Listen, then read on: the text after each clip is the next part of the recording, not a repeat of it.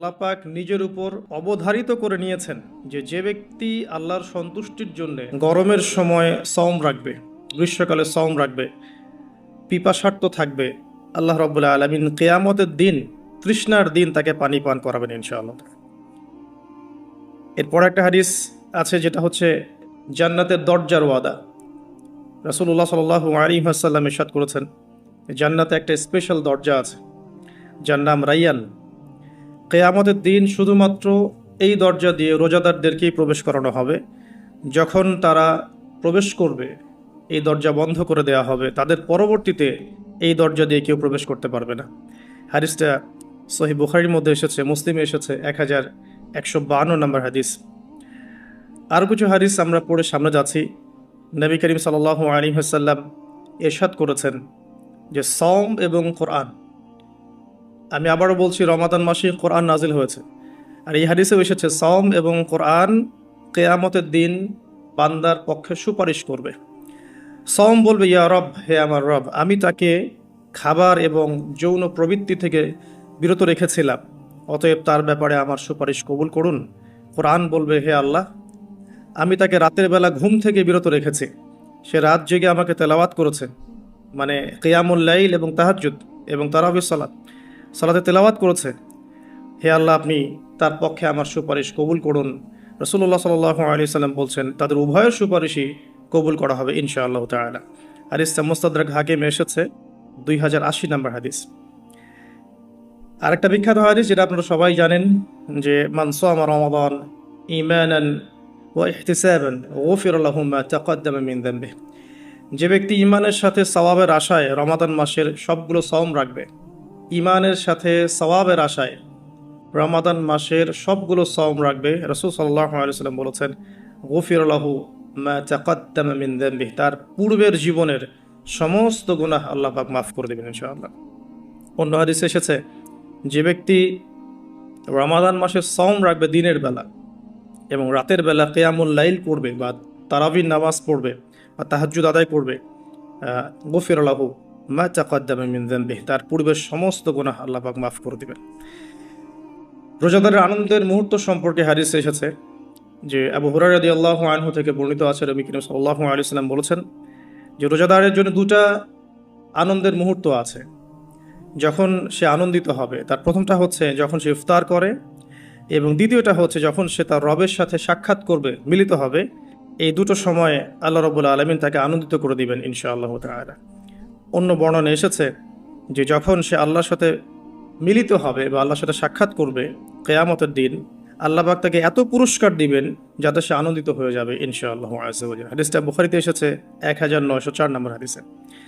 আরেকটা হাদিস কোট করেছি আমি, সেটা হচ্ছে হযরত আব্দুল্লাহ বিন আমর রাদিয়াল্লাহু আনহু থেকে বর্ণিত আছে, রাসূলুল্লাহ সাল্লাল্লাহু আলাইহি ওয়াসাল্লাম ইরশাদ করেছেন যে ইফতার করার সময় যখন সায়েম ব্যক্তি ইফতার করবে, ইফতার করার সময় সে যেন দোয়া করে, ইফতার করার সময় সে যেন দোয়া করে, কারণ তখনকার দোয়া ফেরত দেয়া হয় না, অর্থাৎ দোয়া কবুল হবে রোজাদারের ইনশাআল্লাহ আযজা ওয়া জাল্লা।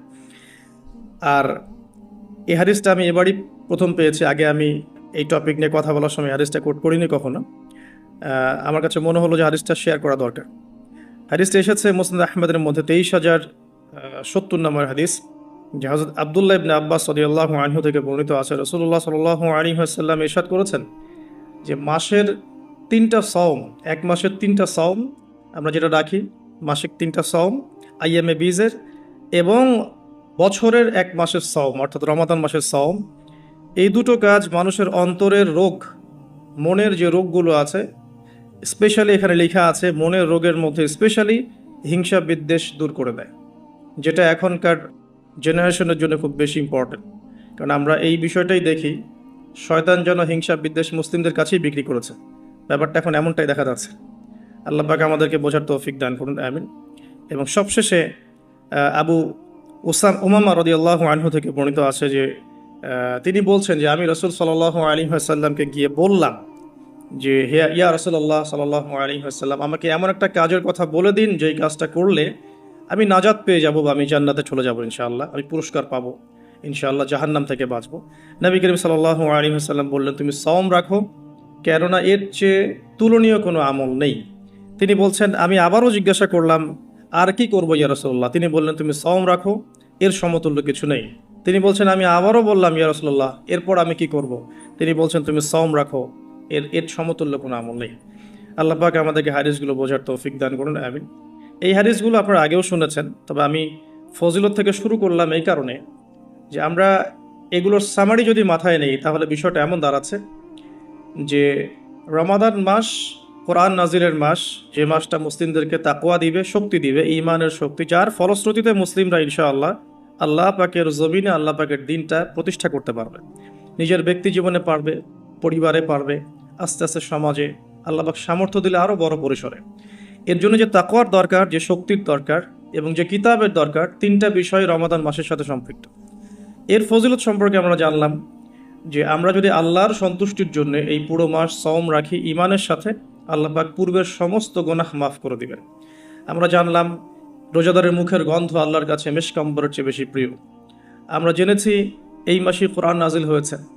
আমরা জেনেছি রোজাদারদেরকে রাইয়ান নামক দরজায় প্রবেশ করানো হবে। নবী করিম সাল্লাল্লাহু আলাইহি ওয়াসাল্লাম স্পেশালি নসিহত করছেন, তুমি সওম রাখো, এর চেয়ে সমতুল্য কোনো আমল নেই। এটা আমাদের হিংসা বিদ্বেষও দূর করবে।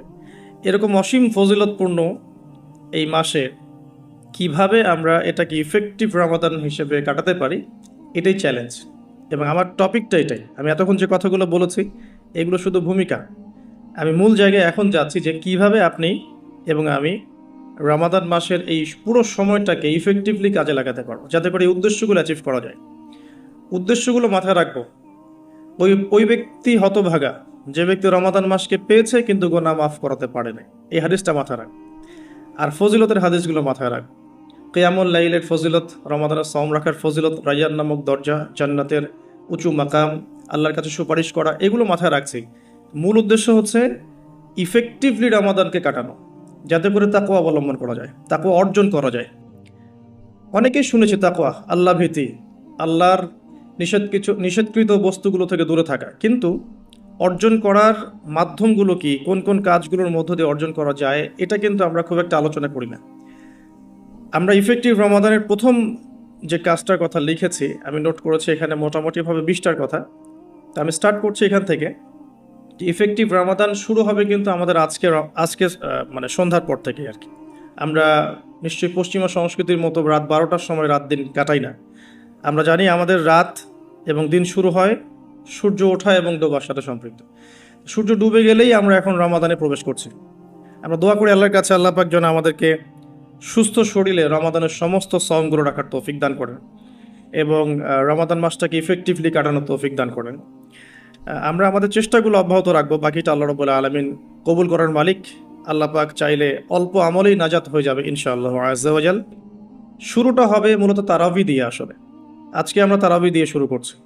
প্রথম যে কাজটা আমরা শুরু করছি রমাদান মাসে, সেটা তারাবি কেন্দ্রিক। তো আমরা সবাই চেষ্টা করব প্রথমত যে তারাবির সালাত জামাতের সাথে পড়ার জন্য, এবং তারাবির সালাতটাকে বর্তমান প্রচলিত 3G 4G সালাতের মতো না করা এবং সালাতের মধ্যে সৌন্দর্য নিয়ে আসা।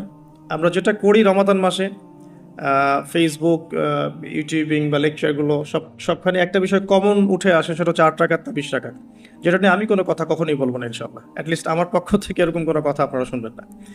আমরা এখানে একটা শব্দ ব্যবহার করতে চাই, সেটা হচ্ছে নামাজের কোয়ালিটি।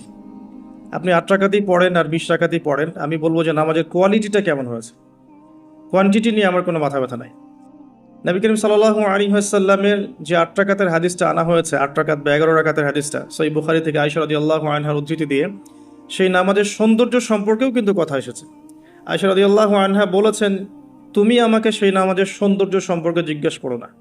হাদিসের কথাটা কিন্তু এমন ছিল, তুমি আমাকে, রাবিকে আয়েশা রাদিয়াল্লাহু আনহা বলছেন, তুমি আমাকে এই নামাজের সৌন্দর্য সম্পর্কে জিজ্ঞেস করো না।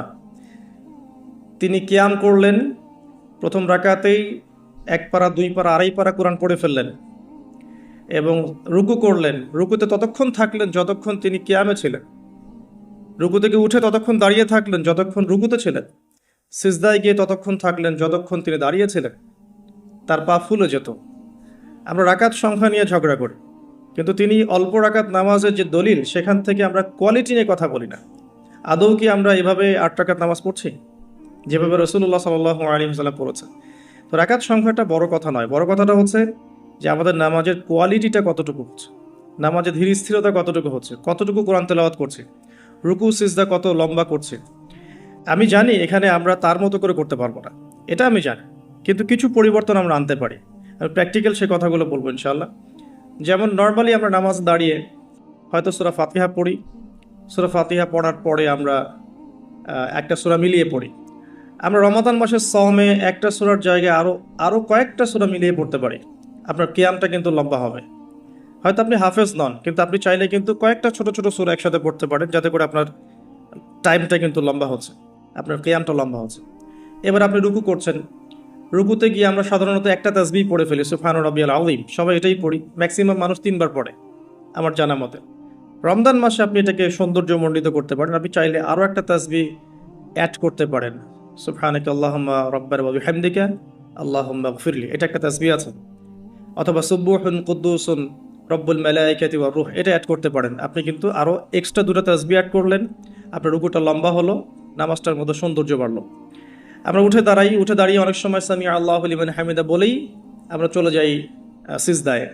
আমরা কিন্তু ওখানে রব্বানা ওয়া লাকাল হামদের পরেও হামদান কাসীরান তাইয়িবান মুবারাকান ফীহি বলতে পারি, সময়টা বাড়লো, রুকুটার সৌন্দর্য বাড়লো। সিজদায় গিয়ে আমরা যা করি সুবহান রাব্বিয়াল আ'লা 3 বার বলি, উঠে চলে আসি। অনেকে হয়তো 3 বারের জায়গায় 5 বার, 7 বার, 10 বার অনেকে এইভাবে বলি। কিন্তু আমরা এই রমজান মাস থেকে নিয়াত করতে পারি, চেষ্টা করতে পারি যে সিজদায় গিয়ে আমরা একাধিক তাসবিহ পড়লাম এবং কমপক্ষে 1টা 2টা দোয়া হলেও সিজদায় করলাম। আল্লাহুম্মা আতিনা ফিদ দুনিয়া হাসানা ওয়া ফিল আখিরাতি হাসানা ওয়া কিনা আযাবান নার। এই দোয়াটা জানে না এমন কোনো মানুষ কিন্তু নাই।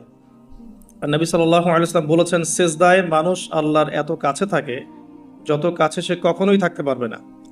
তো আমরা সিজদায় দোয়া করলে সিজদার সময়টা বাড়লো, নামাজের সৌন্দর্য বাড়লো।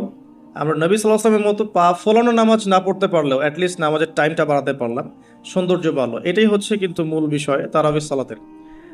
কত লম্বা সময় ধরে আমি আল্লাহর সাথে কথোপকথন করতে পারি।